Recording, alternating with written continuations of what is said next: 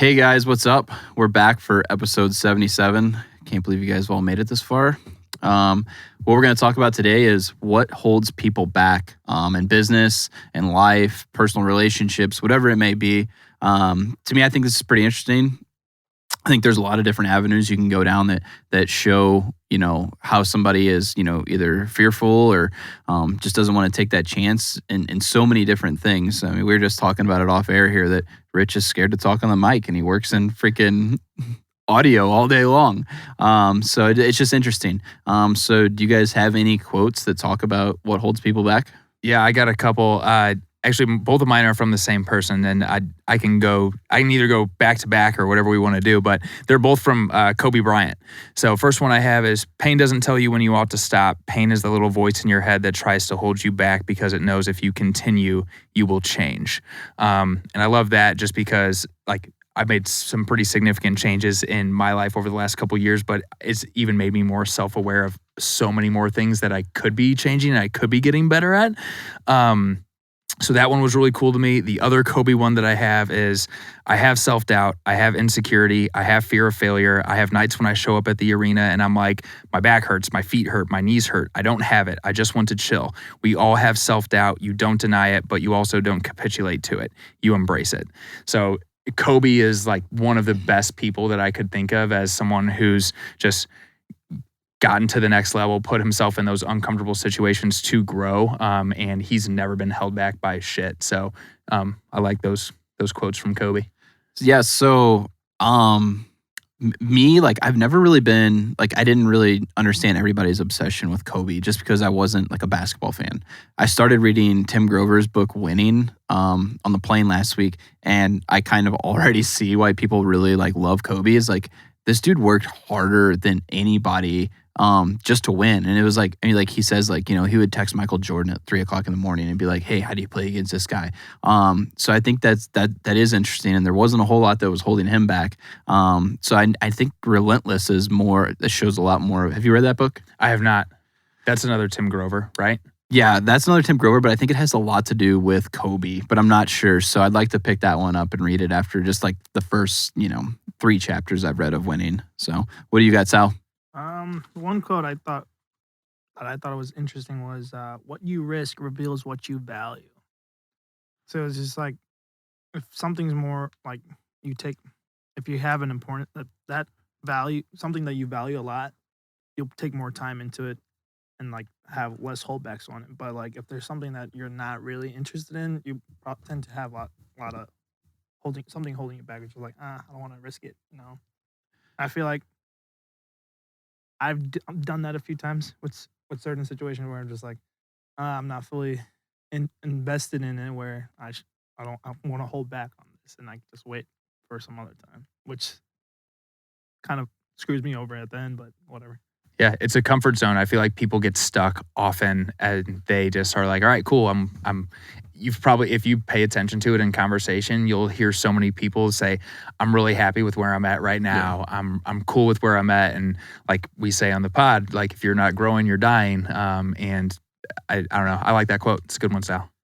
Yeah, I'm into that quote as well. Mine kind of, follows the same lines a little bit, but almost maybe more of the motivation to not hold back. And it's by Tony Robbins. The only person who is truly holding you back is you. No more excuses. It's time to change. It's time to live life at a new level. And I just thought that was interesting because there's so many people in the world who are just comfortable. They're happy with their life. They're not really striving to have anything more.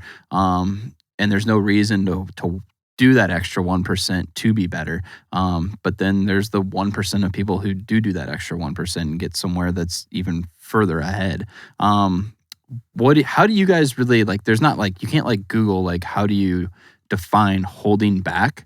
If you want, I'll give you kind of my idea of holding back. And I think my definition of holding back is almost the fear aspect. I think there's a lot of people who they don't take that step because they're scared of the what ifs, what could happen, or, oh, I'm not going to have this. And I think people like us, everybody here has their own story. Okay. And I heard Bedros talk about this. And it's like everybody has a story. So my story is I blew my hand off, and I could have sat there and felt sorry for myself that everything I ever loved doing was over with. Bobby, you were an alcoholic. You were somebody who, like, you lived for the next party, basically, the next drink. You could have kept doing that. Mhm. You chose not to. Sal, I just met you not that long ago, but I'm sure you have a story too. Like, and I think that's where people, they live by the pages already written in their book as opposed to the pages that could be written. And I think also society does that. Society makes it to where you shouldn't really, they want you to be this person who is a comfortable person who lives that life that most people live. And the difference makers are people like us who take that pen and write our own pages in the book. So I thought that was interesting when Bedros said that. And that's like how it's all I've been thinking about today ever since I heard him say it. And I thought it was just like super interesting. And that's kind of how I define it, is like, it's your story of like, don't hold back because of what pages have already been written. Right. And it's so cool. You see a lot of these guys like Bedros, Andy Frisella, that talk about the shit that they had going on in their life, and Andy Frisella being super overweight, and Bedros, maybe he wasn't like super overweight. He wasn't in great shape. And then he had that massive anxiety attack that he thought was a heart attack. And they're like, you have anxiety. And he's like, what the fuck? Anxiety did that to me? He just wasn't taking care of his mind. Right. No, I love that. I think that's a beautiful way to put that. And as far as just like the way that people, the way that people think nowadays is very much so, how can I make this as easy as possible for myself versus how can I grow? And I think a lot of people will, there might be some people that see some of the quotes on this podcast and are like, fuck you guys, I don't want to go run my own business. It's like, but what other changes are you making in your life then? Where else are you growing? Yeah. It doesn't always have to be related to being an entrepreneur or opening up your own business. There's so many different ways that you can grow. And that's what I think is so interesting on I think actually holding back is way more so unrelated to business. I think it has a lot to do with relationships. I think it has a lot to do with your fitness. I think it has a lot to do with your mindset and, your mental health. And I mean, we were just, we talked about, this the other week where Sal was like, hey, my parents want me to get married. So it's like, he's been holding off on getting a girl, it's like, it's simple stuff like that. It's like, I wish I would have talked to that person at the gym, or I wish I would have made a connection here, or even the fact of like, I wish I would have repaired a relationship with somebody that, you had a tough go with, and something tragic happens and you never get to remedy that situation. So I think there's so many ways that are not associated with business where people hold back. Yes, there are ways that people do in business, but I think that most of the people who are in business are kind of already have that mindset of not holding back. So I don't think it's as like obvious, I guess you would say, as like so many other real life situations. So as far as like whenever you were talking about, because I like the question on here, like, what's your definition of this? So I had basically a couple things. Like, one thing I think about is like, choose your hard, right? Communicating is hard. Not communicating is hard. Choose your hard. Being fat is hard. Being in good shape is hard. Choose your hard. So choose your hard is like kind of like the way that I see what is holding people back, right? Because no matter what, like, it's going to be tough, whatever two opposites you put up against each other. And then the other thing I wrote down too is for those people, if someone's being held back by something, their want to do nothing is higher than their want to change their life for the better, or to change their business, change their relationship, insert whatever situation is going on in their life. So I think we're seeing that a lot right now with people like working, people leaving their jobs, not knowing what they want to do. There's people that are taking that turn, and you're seeing people open up their businesses. Yeah. In 2021, 4.2 million business licenses were applied for in the United States. Like, that's massive, right? Then you have so many people that stay unemployed, or they're feeding off the government tit versus actually going out and trying to make something better for themselves. And what you said, I think, is pretty amazing. Of 4.2 million applications. I think what happened is a lot of people, COVID hit. They worked from home. They started doing, whether it was freelance work on Fiverr, Upworks, whatever, and they realized, well, this is basically my own business already. Why not just open one? And I think that market of freelancing is probably had to have contributed to majority of those businesses.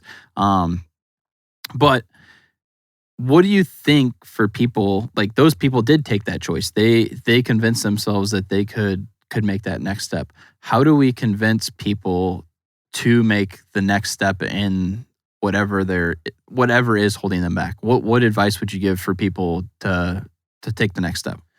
Gosh, I- it's hard because I'm like, man, I've had hard times doing this in my own life. So like, I feel like me giving advice, not that like, it comes back to kind of like that imposter syndrome. Like I have a couple things that I wrote down as far as like the imposter syndrome and things like that, where it's like, I know that I've made significant changes, but I'm still not where I want to be yet, right? Like even physically, like made a lot of changes, mentally, emotionally made a lot of changes, financially, like getting a lot better, right?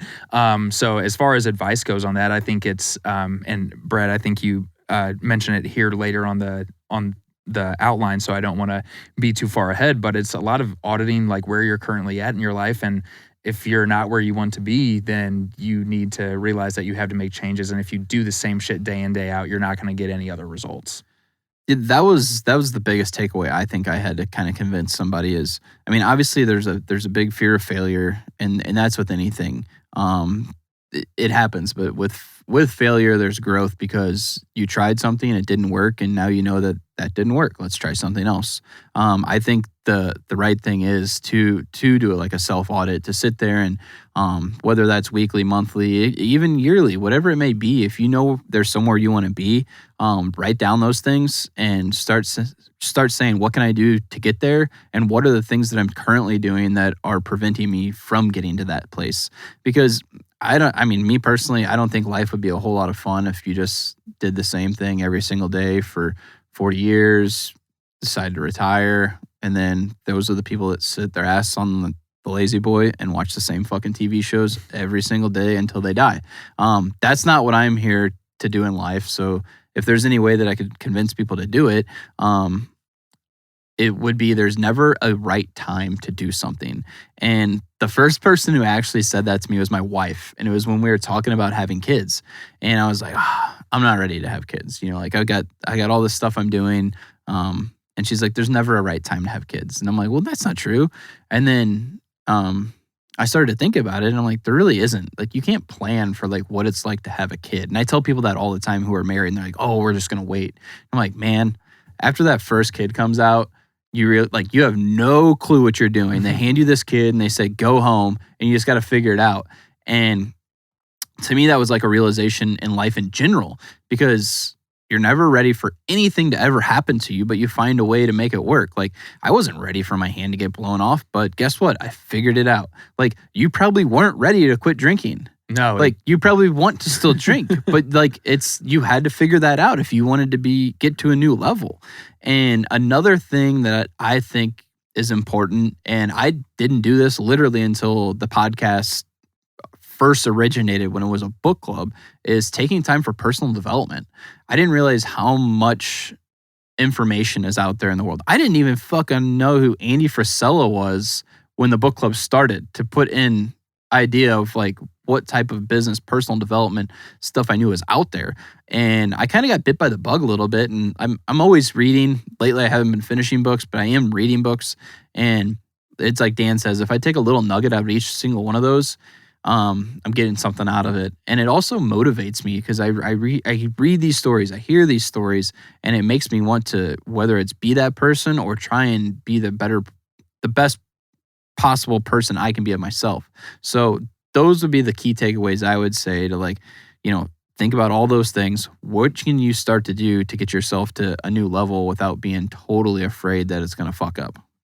For sure. I love that, man. It's you had a lot of awesome nuggets in there. And as far as just like what people need to do, man, they need to either hit some sort of rock bottom, or they need to audit, and it's the inspiration versus desperation thing. It's like, do you want to make changes for the better, or are you going to get to a point where you're like, now I have no choice but to do this? So I love that, man. Sal, you got anything? For me, it's like, okay, you take all these advice from other people.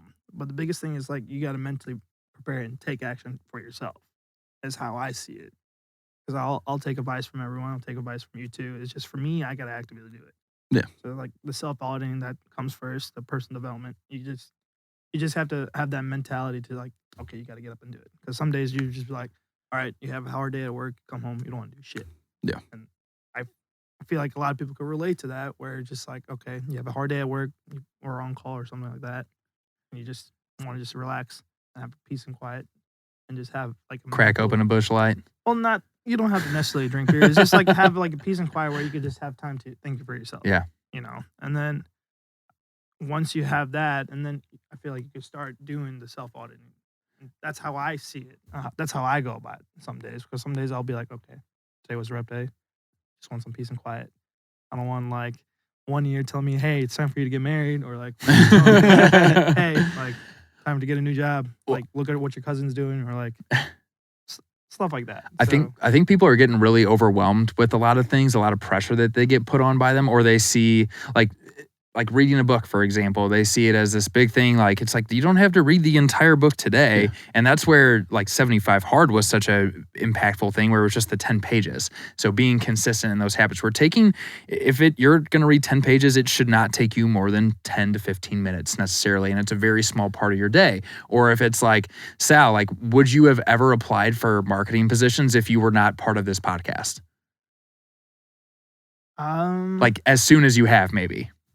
So I probably would have like prolonged it, but like it kind of like kickstarted, which helped me, because this is like, for me, is like, okay, like I kind of like drag things out, and then with the help of the podcast, is like, okay, like I didn't like be on it and start applying to And I'm not here to say like, hey, because of the podcast, we're going to change your life. But like, that's the goal with any of this, right? Like Andy Frisell always says, I'm here to change motherfuckers' lives. And I think we'd be crazy to say that we're not trying to do the exact same thing. If people listen to 15 minutes of our podcast and they take away a nugget from this and they take action on it, then fuck yeah, that's super cool. And if they don't, then that sucks. Keep listening. Maybe you'll get one on the next one. I mean, also like everyone has their own pace. They like speed, like take their own time on it. But at some point, okay, your time runs out. Like, yeah, you only live for so long. You don't know what's going to And happen. they see these big ass goals, like in The One Thing, where they talk about like your big ass goal, right? It's like, what's the one thing such that by doing it will make achieving this big ass goal easier or unnecessary, and they chunk it down into some smaller pieces and then can figure out, okay, here's what I need to do on a daily basis, on a weekly basis, on a monthly basis in order to achieve this big goal, versus they see this big thing, and instead of ever starting, they never start. Yeah. So yeah, I just think there's so much more to like. Whenever we live in a society of the quick hit dopamine fix, click a notification button, see that someone liked my post and expect this instant gratification, they need to realize that good things come with hard work and doing the same things consistently to get where you need to go. And you said something that kind of, I wouldn't say changed my life, but it's something I always think about. And it was in The One Thing, where they talk about, you have this big goal, right? And there's been people in my life who, I tell them my goals and they're like, what do you want that for? And it's like, it's not, the physical item isn't necessarily that I want. It's just, I want to know that I got to that level. And it's like, I think there's so many people that they see those big goals, just like you said, and they're like, oh, well, there's no way I can do that. But it's just like, you choose your heart, whether you choose to be lazy or you choose to put in the work, takes the same amount of time. It's just whether you're sitting on your ass on the couch or you put in an extra hour of work a day. So I think you see a lot of people who they just want that quick hit. They just want the instant gratification. And I do think that holds people back a lot, because they don't want to put in the extra efforts that are there to make it. And a weird thing that I actually told myself I'm doing this after the podcast today, after dinner, is I feel like I'm a really good dad. I feel like I do a lot with my kids, but I need to spend like that extra one-on-one time with them. And tonight I'm like, going home, we're going to eat dinner, and I'm going to play a game with them. Whatever game they want to play, I don't care. Because you know what? In 5 years, in 10 years, they're not going to care two shits if I want to hang out with them, because they're going to be out with some friends, out partying, doing whatever they want. So it's like, I need to soak up this time that I have now. And it goes back to what Sal just said of, you only live so long, and tomorrow is not even granted. So I don't want to live with that regret that I didn't spend time with my kids when they were like pure and innocent. So that goes back to last week's episode or 2 weeks ago on regrets. So I just thought it kind of all tied together. Yeah, so much of it goes hand in hand. Everything that we talk about, it's all so related. And just one thing that I'll mention before you move on to whatever the next thing is, but I was talking with someone about I was talking with Matt. Matt called me, and I think it was like St. Patty's Day night, and he was just like, Bob, like these fucking people that I'm out talking to, like one dude, he's like literally tried to talk to me for like 10 minutes about how great dogs were and how if it was up to him, he would just have like 1,000 dogs and not work anymore. And he's like, these people fucking suck, dude. He's like, I don't want to go out and do this shit because, and you think about it too, because there's different friend groups of people, right? And it's like, it's not that it's a bad thing to have different kinds of friends that you shoot the shit with, friends that you bullshit about other things, but it's a lot to do with like Jason Selk's book, Relentless Solution Focus. You have so many people that are problem-centric thinkers. Most time, like, think about this, Sal. Think about this next time you go out with a group of people, like, and pay attention to people if they complain about their problems, right? No, I've you notice that. it. I've been doing that all the time. So like, there's some groups where just like, okay, and then there's like some people where I see from like college. I'm just like, and that's all they talk about, right? They talk about the problems that they have and things like that. Versus, if you get us in a room together, like, will we like poke fun at little things like that? Yeah, absolutely. But we're usually talking, and even outside of the podcast, whether we're meeting for breakfast at Bread Co. or this lake trip coming up in early June, or whenever we were in Colorado, like, we're always talking about things to get better. And it's just a matter of, if you want that for yourself, then go find people that are also interested in it. And if you're wondering why you're not getting where you need to be, you need to look at the fucking people around you. Yeah, and it's not hard. It's literally not hard to find. I mean, all you have to do is come to our mastermind meeting April 13th. Beautiful segue. And April 13th. Surround yourself with other like-minded individuals. But something, like you said, presenting problems. Like, the people who your friends group that are like that are always presenting problems. The difference is they bitch about their problems. They don't find a way to fix them. Where if we're in a circle, we're in a group together, we present problems and we try and figure out how to solve them. And that's what I think is a big differentiator in those types of groups. And I'm one of those types of people that think that you should still have that group that just like doesn't give a fuck. You can turn your brain off for a little bit. A lot of influencers out there would tell you, no, don't be around those people. But I think that's like, you have to still be like a normal human being. I mean, it's good to have the balance, like, for sure. You don't want to have like be one-sided on completely. Like, it's good to have like a good balance on it. For sure. Circle jerks all day. Yeah, I was never in one of those groups. Audit your circle jerks. No, so I don't have a whole lot more. I did have something on here about, is there any influencers or business owners that you know who have held themselves back? I looked into it a little bit. I don't know if you guys found anybody, but I didn't see like anybody like super mainstream. I will say that I know just from growing up, like my dad owned his own business, so we kind of knew a lot of other people who own businesses, and I feel like, I don't know if it probably goes back to the comfort thing. I think there's a lot of business owners that I see who could have 2, 3, 4, 5x'd, but they were comfortable. And I get that. I think Brad Lee talked about it a little bit, or maybe it was Grant Cardone saying like, oh, I should have hung out with more billionaires instead of millionaires, because millionaires don't think the way that billionaires do. So I think maybe that goes a little bit the same way, but I think it's just like pinching pennies to worry about that. Yeah. I don't have much else either. I did have a question for Rich, actually. And I don't think we got to talk about this on any of the podcasts, but Rich, you have is this platinum record? Tell us about this, because you're tagging DJ Khaled, SZA. Is that how you say SZA? Yeah. Okay. I'm not sure. Like, it's so impressive. Who is she? Yeah, I'm like, I know who that is, but I don't know if that's how you say it. So Yeah. I just wanted to like have a chance for Rich to like brag on himself, because let's I Rich. saw that and I forgot to shoot the shit about it. But tell us what that was all about, man. It was just basically, so Khaled had SZA on a feature a few years ago, and I did some recording with her.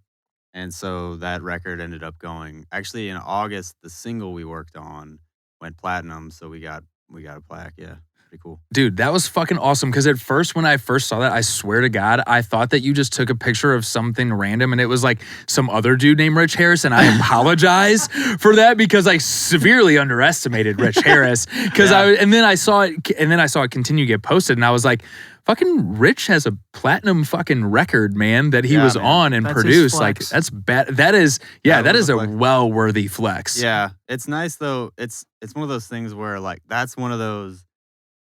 And so like you guys aren't like in the music industry, so maybe you see like I tell you stories and stuff, and it's the same with most people. Like we guys like me like are working every day doing this stuff, and it's not like I expect this from people, but I had people like people that I know well that comment like, "Oh, I didn't know you. I thought you just kind of dabbled in that stuff." I'm like, it's literally my whole life. You know? So like something like that is really like everybody knows what that means when you got a record that's made out of platinum looking record. Yeah. Everybody knows. So it's a really nice like, no, I actually like do this. You know what I mean? Yeah. It's really kind of like a funny thing that in the arts you have to justify yourself as not just being like a bum. You know, like I mean you guys know me well enough, but yeah, like people don't understand that like you literally are like, no, I'm a professional audio engineer. This is what I do for a living. I'm not a DJ in my parents' basement. You know what I mean? Right. So that's the one thing where I'm like, okay, now I got something that's like everybody gets it. You know? Yeah. Is that on your Hinge profile? Good God, no. I was gonna ask the same thing. I was like, he totally updated the profile pic. With the picture of my mom in it. No. Yes, because you're successful and you still love your mama. Yeah. Like, what is cooler than that? That's a freaking straight panty dropper. Yeah, no doubt. I don't know if I want that response to photos of my mother. Oh man, well I think you should, but like maybe I will, dude. On the real, like, congrats on that. That is Thanks, man. that is super cool. Yeah. And I hope that people realize now that what you do is legit and not just some hobby. Because I think, like you said, with the arts, there's a lot of people that do see it that way. And I think you see a lot of people with like even with small businesses, right? Like, it's just this hobby that you have. It's like, no, man, this is how I'm gonna make a living. I want to leave a bigger impact on this. And I put every hour in of every day. I'm building this, and yeah. Like, I'm sure that happens when anyone starts a business. It's like, oh, you think that's gonna, it's the same vibe. Yeah. Dude, we have a guy mixing our shit that is fucking platinum. In your podcast. Like, this is like, we should probably be paying a whole lot more. We have some high quality audio, folks. Yeah. You're welcome to do so. Yeah, thanks, man. Cool, dude. Well, I think that's all we got for this week, guys. As you know, like, review, share it with somebody. Let's get those download numbers up. Appreciate it. I'm out. I'll catch you guys next week. Later. Deuces.